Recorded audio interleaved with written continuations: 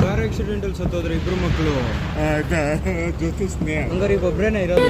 ಧೈರ್ಯ ನಂಬಿಕೋ ಬದುಕಿನ ದಾರಿ ಮಾಡಿಕೋ ಇಳಿಯಲಿ